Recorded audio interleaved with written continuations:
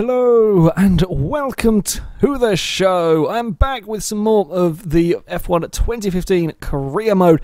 Unfortunately, there may have been a little bit of a problem. I recorded the second race, the recording crashed. I had to go back and basically restart the career mode, redo the first race, which is why you can see the championship order is a little bit different. I tried the best to keep it the same, but only so much I can do. I do still lead the championship though, as we come into round 2 at the Malaysian Grand Prix, a circuit that I have two very bad corners at, turn 11 and turn 14.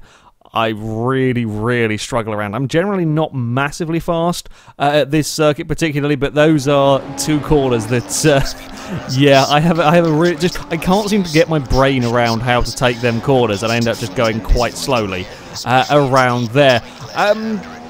Aside from them corners, though, I was pleasantly surprised. I wasn't actually quite as terrible around this this circuit as I was expecting. There's quite a lot more sort of heavy traction zones around this place than there were at Australia, and that of course makes these cars, well, they tend to move around quite a lot more, these 2015 cars, than previous Formula 1, as you can see out of that particular turn there. It sort of wiggles around. I love this section of track. If you get it right, it is amazing. If you get it wrong, like I got it a little bit wrong here, I turned in a fraction too soon. If you get that corner perfect, it is one of the best corners in Formula 1 tracks.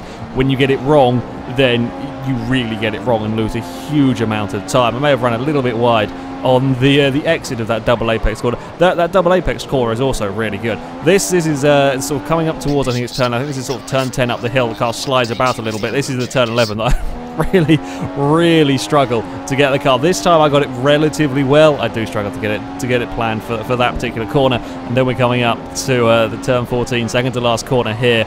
I loathe this corner so much. You kind of can't really see where you're aiming for. You're kind of braking and turning. It's uphill. You just don't have a clue. It's sort of, you turn in and guess. If you get it right, you can be relatively fast through there, but it's so easy to have turned in too late or turned in too soon. It's a horrible corner for me anyway. And then the final turn is just a long hairpin, and again we've got another traction zone. You can see the Ferrari here is wiggling around. Wasn't the world's best lap, but a 40.2 on the harder of the two tyres is not too bad. We come to the practice results. Of course, I put on a set of options, went quite quickly. Amazingly, I got myself to the top of the timesheets with a 38.2 on the options. I was slightly worried, though. Hamilton in 4th with a 38.9, and he'd only used the prime tyres. That suggested to me that the Mercedes were probably going to be quite quick, with Vettel in 5th. At the bottom, the two Manners, as you would perhaps expect. Alonso is not having the best of luck with his McLaren all the way down there. On to qualifying, and my first attempt, I would slightly, get things a little bit wrong. Just too much power down too soon, and we get a big slide with the Ferrari. Again, me trying to get through the first qualifying session here, using the prime tyres, just so that in case I mess up a run later on, I have enough tyres to go through. It is only doing a 25% race, so I don't have to worry so much saving tyres for the race. This is more saving tyres for qualifying laps, if you like, later on if I have to go for 2 runs. So yeah, I figured that I had more than enough speed using the car, using the prime tyres. This was I think it was the fastest lap that I would get on the first qualifying session. Just about managing. I was managing to take the corner neatly. I was never really satisfied. That second to last corner, never really satisfied with sort of the speed I was getting through. It kept feeling like I could go a lot faster. I could just never quite get it right. But at least I wasn't going off into the gravel too many times. Again, you see the car squirming around as I tried to put the power down. I get it into the 39s with the prime tyres, which I was pretty pleased about, a 39.7. It was enough to put me into a 3rd at this moment in time. That's not too shabby, really, with the prime tyres. Come the end of the session, I slipped to 6th, but that put me through to the next round, so I wasn't particularly bothered. Again, the Mercedes, this time it was Rosberg's, a 39.2 on the prime tyres, and Vettel would beat me staying on primes as well. Further down, the two Manners went out. Alonso was struggling. Maldonado and Perez both tried to get through on primes and both completely failed, while Grosjean and Ricciardo did make it through staying on the prime tyres. Not much would happen in the second qualifying round, I would end up in second. Rosberg getting into the 37s with a very, very quick lap. Both Massa and Ricciardo would get through sticking on primes. I could have stayed on primes, could probably have got myself through. I wasn't particularly sure. I think I only did one flying lap in that particular round, and that was enough to put me through safely. Further down, I think Button tried to get through on primes, which wasn't a particularly clever idea for a McLaren that was struggling around here. So on to the final qualifying session. I was setting up for my first flying lap, actually. Relatively good this one. I was quite pleased with it until I got a little bit too greedy into the final corner. Tried to get on the power a bit too soon. And yeah, it kind of started twitching. I tried to catch it, and then that was meant we were off. I couldn't keep it out of the gravel, and the problem is that then screws up your next run as well. And there's not really enough sort of tyre life or fuel to do 3 flying laps. So it was yeah, it was a 39. It's 39.5. It says I got a little bit quicker on the next lap, but it was sort of all compromised because of going out on the grass there. By far the worst place you could make a mistake, which meant the pressure was on, as I only had essentially 2 laps to try and to get a quick time, and I knew the Mercedes were quick getting into the 37s. You could see the car does move around quite a lot around this circuit. You got to really kind of got to be very, very smooth with the cars, otherwise they will just slide around. Sector 1 I am okay at. I'm sort of very much there or thereabouts with the AI times. Incredibly close through Sector 1. These are the couple of corners where I make up big time if I get them right, and on this lap I do get them pretty much as perfectly as I could hope. Unfortunately, I brake a tad too late, run wide through the double apex corner. It cost me a little bit of time. Certainly through there it's not ideal, but it was still on for a clean lap. Again, getting the power down up this hill, you're just constantly fighting with the car. But Sector 2 is where I am fast, 0.7 of a second up on Vettel's current fastest time at this particular point, and then it's the fearsome second to last corner that I had to worry about. Got it relatively cleanly this time. I took a little bit too much of a shallow line. I was a little bit slow on the exit, but certainly not the worst I've done, and I didn't put a wheel on the gravel. Again, that's another place it's very easy to try and get a bit too greedy. End up on the dirt in the final corner. I was definitely careful this time round to make sure we didn't end up out in the sand trap, and then just a run to the line will be my best lap at Malaysia, getting a 38.1. But I had seen both the Mercedes were certainly going very quickly. Rosberg got a 37. And so on, and I wasn't sure that was going to be enough. However, it would be. Nobody really went quicker in this qualifying round, so me and Vettel would lock out the front row, while the 2 Williams were in 3rd and 4th. Nobody really got particularly fast. Both the Mercedes were in the 39s in this one. I'm pretty sure they went quicker, or I think one of them went quicker when they used the prime tyres in the first session. So I don't quite know what was going on in this qualifying session. However, come race day, and it was all changed. The weather forecast had been clear the entire time. I'd kind of set my car up for a dry race, and the heavens opened. It was very, very, very heavy rain. We'd had drizzle throughout the Australian Grand Prix, but yeah, this was sort of full monsoon almost going on here. I'll be honest, I was quite concerned about driving in this, having not done a single lap of Malaysia in the wet before on this game. Yeah, I was concerned. Certainly just getting the car off the line when there's this much water around was likely to be difficult. If you watched the first episode I did, you saw me struggle at Australia. This time out, though, got a much better start, as the pack does get a better sort of second phase of the launch, but that doesn't really bother me. I can go to the inside, I can defend into turn 1. There's all manner of understeer, as it's now very wet, and I've got a heavy Formula 1 car, and I'm used to, well, not driving it in this particular sort of configuration. But I make it through at turn 1, and I come out the other side in the lead, and I've got a little bit of a gap back to Vettel. I think the 2 Williams fought amongst themselves. Bottas is currently in 3rd. Of course, now you've got to be even more careful. I was struggling with the car squirming around in the traction zones in the dry, and now when it's pouring with rain, things are a lot more difficult. Getting through this fast section, you just don't have the grip. I was trying to be a little bit cautious that time. I was still not quite cautious enough, trying to carry too much speed. And again, through here, you see the understeer of me still slightly in dry weather racing mode as I run a little bit wide on the exit, though. Fortunately for me, I just had a little bit of leeway. It didn't last for long as I broke myself a tiny bit. Again, just not quite compensating enough, and then we get a big slide on the way up the hill, but it is hard to overtake through this part of the track.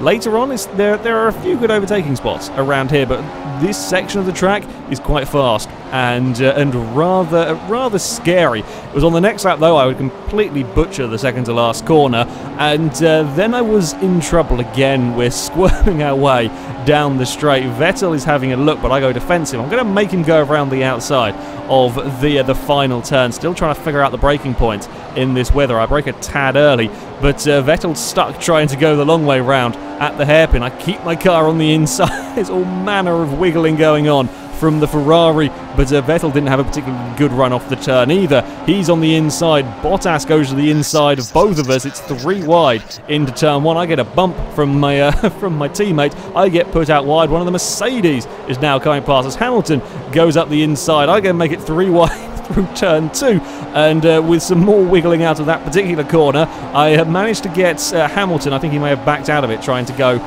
around the outside of 2 of us, and I'd managed to drop back into 3rd place. However, we were coming up to my favourite section of the track, and even in the rain, I was beginning to get the hang of this corner. I was beginning to be able to take some decent speed. I get caught out, almost end up in the back of the Ferrari ahead of me, but they just don't take quite as much speed through here. I'm trying to get a good run out of this corner. If you can get to the inside, you can get a pass done at the double apex corner. You know, Vettel goes very slow through the mid corner and then kind of brakes on the exit. I'm not quite. I gave him a small bump on the way in, kind of returning the favour for turn 1, and then he just. I don't think he quite liked me being on the outside, and sort of yeah, got on the brakes a little bit, and I may have given a brush as I went past, so it was a little bit scary going around the outside. I wasn't planning on going around the outside there. I was trying to get my car to the inside for the run down the straight and then the next big braking zone, but yeah, kind of either let off the throttle or had a dab on the brakes, and yeah, that was not quite where I was planning to get the pass done.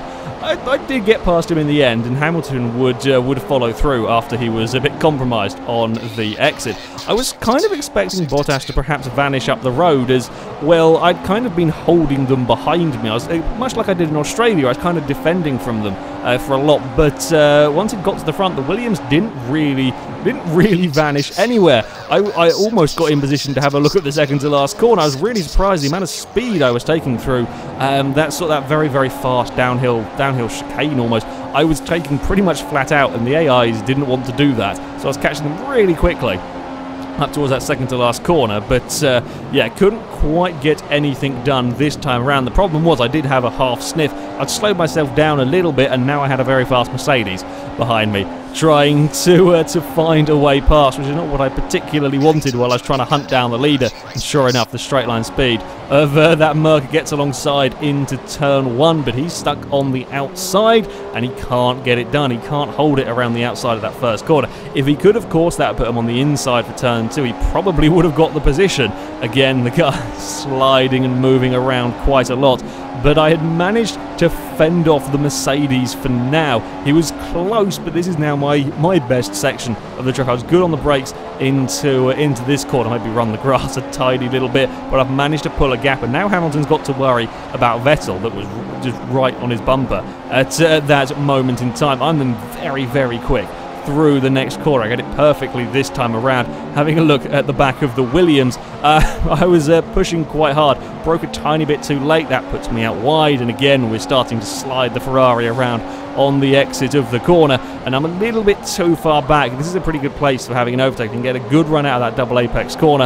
You can dive up the inside, but I was out of range this time around.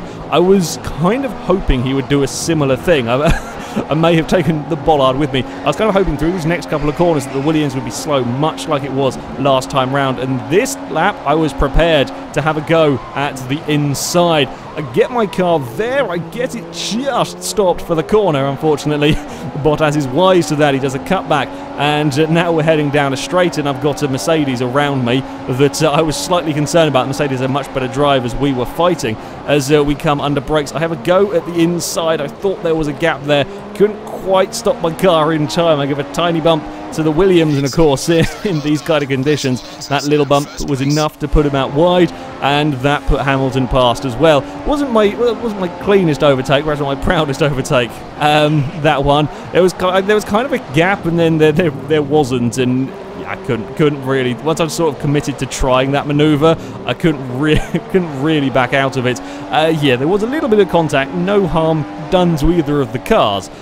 Fortunately, Hamilton would fall off the road and drop back to 4th at this point, putting Bottas back up into 2nd, and I got myself a little gap. It was staying relatively comfortable at about a 2nd.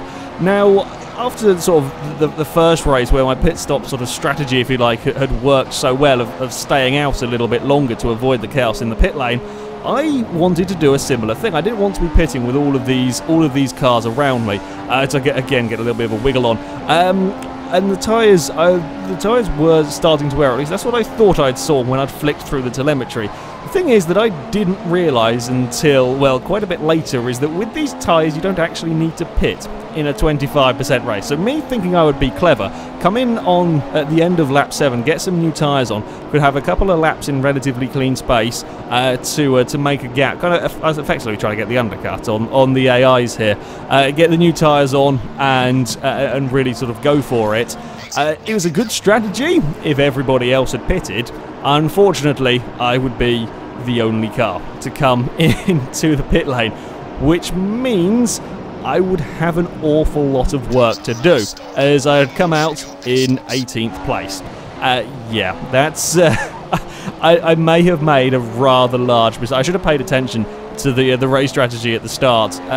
Yeah, I may have screwed up a little bit, but I did have a car on by far the best tyres out of everybody. There was an accident up ahead that Ricciardo and a couple of other cars were getting involved. Scared the crap out of me, that one. I thought Ricciardo was coming across to the left to let me take the normal racing line, and then he kind of changed his mind at the last second, and yeah, I ended up having to take a little bit of avoiding action on that one. No harm done, again, just a little bit of a scare. Of course, with a quick Ferrari and some very good tyres, I was by far the fastest car on track. The first lap out of the pit lane, I would set the fastest lap of the race. I caught about a 5-second gap to Alonso in 1.5 laps, I think it was, to get back up to the back of this train ahead. I had by far the best conditioned tyres. I was carrying so much speed through this corner, got completely caught out by the McLaren that was really struggling. Again, you can see the speed I get on the exit. That puts me on the inside for the double apex corner. Perez is very slow on the way through here. I think about going around the outside. Can't quite do it. But I do get myself positioned. This is what I was trying to do with Vettel. It didn't quite work out so well that time, but I get myself to the inside of the Force India, move up 2 positions in about 3 corners. Next on my list of cars to overtake was Maldonado, as I'm struggling to get it turned in on that corner, end up out a little bit wide across the grass, but I've got so much speed that I can carry through here. I get caught out by just how slow the Lotus is and where they brake, as I want to get to the inside. I may have bumped into the Lotus ever so slightly on that one. Again, I was quite surprised I got away without breaking my front wing with that little bump. I misjudged how fast they were, or where they could brake and how fast they could take that corner, and couldn't quite get myself across to the inside in time. Button managed to get a move done on Ericsson down into turn 1, and I was very grateful of them two fighting amongst themselves. That gave me an opportunity to get to catch up to them very, very quickly. Couldn't quite get the run out of turn 2 that I was hoping for, but my Ferrari did have some decent straight line speed getting up the inside of the Sauber, and he's not going to be able to do anything around the outside there in the wet at one of my fastest corners on the track. And now it was the other McLaren in 10th that I was going to have to deal with. Again, you can see the speed I get through here. I end up out a little bit wide. Not really ideal, but the McLaren just can't take any speed, and it's around the outside. I didn't think I'd get a car around the outside there, I will be honest, especially not in the rain. I didn't think I'd get around the outside of somebody. You can see how hard I'm pushing the car as we slide out of the double apexed corner as well. Yeah, I was pretty pleased with that overtake. Admittedly, the McLaren did kind of back off when he saw that I was in the space he was going to end up in. So I thank you for that, AIs. But yeah, that was an interesting, slightly sort of heart-in-mouth moment. It didn't take, well, too long, considering the size of the gaps that were going on. I would catch up to the back of 8th place, but I was quickly running out of laps. With a better run down the first of the 2 long straights, could get to the inside of Nasser and move myself up into 8th. One other car would pit. Sainz would come into the pits. I don't know why. I don't think he was involved in any contact. He just came to the pits. So he was the only other car to pit, which is how I got myself up into 9th.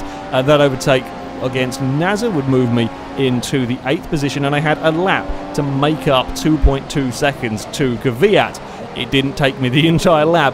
My car was absolutely flying at the end of the race compared to everyone's else. I had sort of much fresher tyres at this point, and let's face it, the Ferrari was going pretty well in qualifying and so on. So yeah, I was really catching up to these guys. And this time I was wary. I knew what I was doing through through this section. Don't end up in the back of the Red Bull.